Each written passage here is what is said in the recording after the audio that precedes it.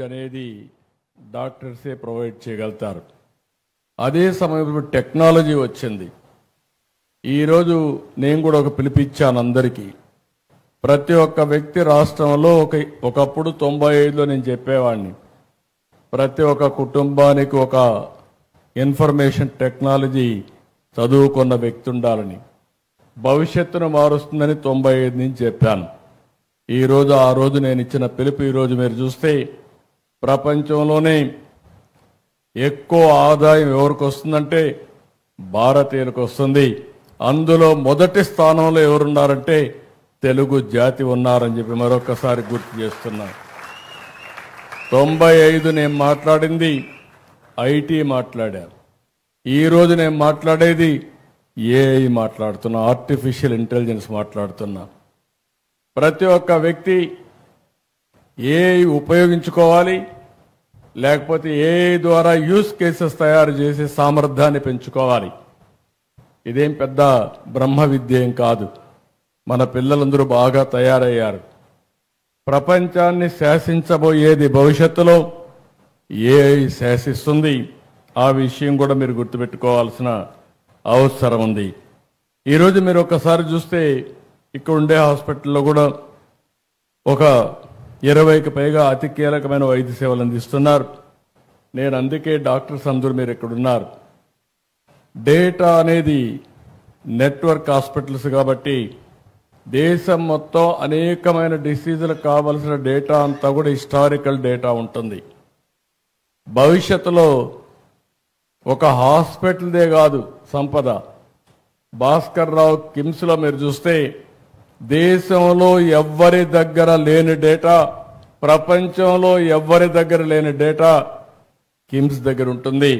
Data wealth అని చెప్పి మీ అందరికి తెలియజేస్తున్నా. రేపు రాబోయే రోజుల్లో సంపద మన దగ్గర ఎన్ని కోట్లు ఉన్నాయని కాదు, నా హాస్పిటల్ ఈరోజు మార్కెట్ వాల్యూ ఎంత ఉందని కాదు, నా దగ్గర ఎంత డేటా ఉంటే ఆ డేటాను ఉపయోగించుకుని ఆర్టిఫిషియల్ ఇంటెలిజెన్స్ చేస్తే నిర్ణయాలు 100% పర్ఫెక్ట్గా వస్తాయి. నిర్ణయాలు సరిగా ఉంటే డబ్బులు సంపాదించడం చాలా సులభం అవుతుందని చెప్పి కూడా నేను మీకు తెలియజేస్తున్నా. అతి తొందరలోనే డేటా కింగ్గా హెల్త్లో భాస్కర్ రావు తయారు కాబోతున్నాడని చెప్పి కూడా నేను మీకు తెలియజేస్తున్నా. అంటే ఒకసారి డేటా వచ్చిన తర్వాత ఇంకొక పక్కన మీరు చూస్తే రియల్ టైం డేటా అన్ని ఐఓటీలు వచ్చేసాయి, వేరబుల్స్ వచ్చేసాయి. ఈరోజు హాస్పిటల్లో డాక్టర్లు కూడా మీరు చూస్తే ఆపరేషన్ చేస్తా ఉంటే ఏఐ ద్వారా మీకు మొత్తం గైడ్ చేసే పరిస్థితికి వచ్చింది. నువ్వు ఇక్కడ తప్పు చేస్తున్నావు, ఇది కరెక్ట్గా చేయి, ఇక్కడే ప్రేషన్ ఉంది, ఇక్కడ చేయాలని చెప్పి మిమ్మల్ని గైడ్ చేసే పరిస్థితికి వస్తూ ఉంది.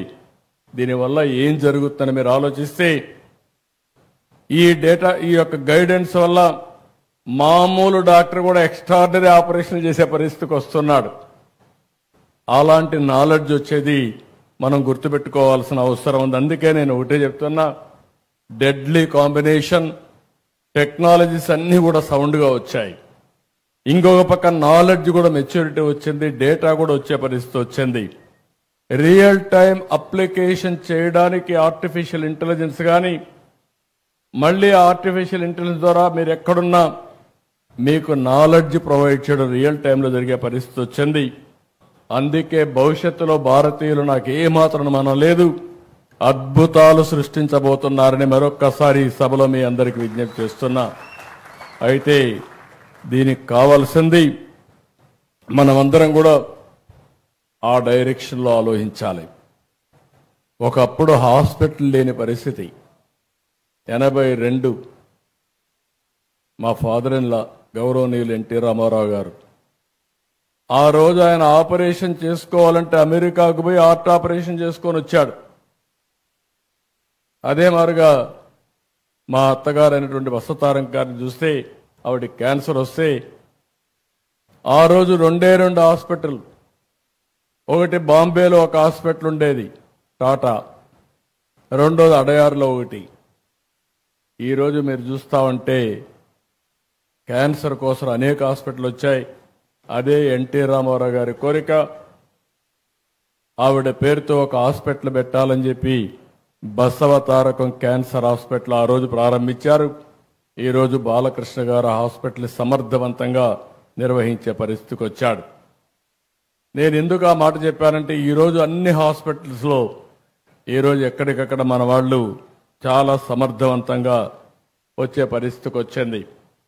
ఇంకా రాను రాను జెనెటిక్స్ టెస్ట్ కూడా, జెనెటికల్ టెస్టులు చేసిన తర్వాత ఏ వ్యక్తికి ఎలాంటి డిసీజెస్ భవిష్యత్తులో రాబోతాయో ముందుగానే ప్రిడిక్ట్ చేసేస్తున్నాం. అది ప్రిడిక్ట్ చేసినప్పుడు దానికి ప్రివెంటివ్గా ఏం చేయాలనో అవన్నీ కూడా చేసే పరిస్థితికి వస్తున్నాం. అంటే మనం ఊహించిన పరిణామాలు ఇవన్నీ. అయితే ఈరోజు నేను ఒకటే మిమ్మల్ని అందరినీ కోరుతున్నా, అవేర్నెస్ కూడా వారు చాలా భాస్కర్ గారు ఒక మాట చెప్పారు, హాస్పిటల్కి పోకుండా ఉంటే that is the best way. నేను కూడా అదే కోరుకుంటున్నా. అది మీ చేతుల్లో ఉంది, కానీ మన లైఫ్ స్టైల్స్ మనం మార్చుకోలేకపోతున్నాం. భవిష్యత్తులో నేను ఒకటే ఆలోచిస్తున్నాను, హెల్త్ కాస్ట్ తగ్గాలి. మా మంత్రి గారికి సత్యకుమార్ గారికి ఒకటే చెప్పాను నిన్న కూడా మీటింగ్లో, ఆంధ్రప్రదేశ్లో ఎలాంటి డిసీజెస్ వస్తున్నాయి, ఆయుష్మాన్ భారత్లో మేము కూడా భాగస్వాములయ్యి ప్రతి ఒక్క ప్రైవేట్ హాస్పిటల్లో కానీ గవర్నమెంట్ హాస్పిటల్లో కానీ ట్రీట్మెంట్ చేసుకునే ప్రతి ఒక్కరిది రికార్డు తీసుకుని తద్వారా డిజిటల్ హెల్త్ కార్డ్స్ ఇష్యూ చేసి ఎవరైనా కిమ్స్కి వస్తే మొత్తం రికార్డు అంతా హిస్టారికల్ రికార్డు ఉంటుంది, దానిపైన యాక్షన్ తీసుకునే పరిస్థితి వస్తుంది. నేను దానికంటే ఒక స్టెప్ ముందుకు పోయి రాష్ట్రంలో 90% డిసీజెస్ ఏమేమి వస్తున్నాయి, ఈ 90% డిసీజెస్ని ప్రివెంట్ చేయగలిగితే ఏమేం చేయాలి. ఒకటి ప్రివెంటివ్ హెల్త్. ప్రివెంటివ్ హెల్త్లో డైట్ విషయం చెప్పాడు, హ్యాబిట్స్ విషయం, ఎక్సర్సైజ్, లేకపోతే స్లీప్, దీనికంటే కూడా అలవాట్లు, ఇవన్నీ కూడా లైఫ్ స్టైల్స్ కానీ కొద్దిగా మనం మార్చుకోగలిగితే చాలా వరకు హాస్పిటల్కి వచ్చే పరిస్థితే రాదు. నేను ఇంకా ఒక స్టేజ్ ముందుకు వెళ్తున్నా. మీరు తినే ఫుడ్ కూడా నేచురల్ ఫుడ్ ఉండాలని ప్రపంచంలోనే నేచురల్ ఫార్మింగ్ నెంబర్ 1 ఏ రాష్ట్రం అంటే దానికి చిరునామాగా ఆంధ్రప్రదేశ్ తయారవుతుంది, తయారు చేస్తున్నాం.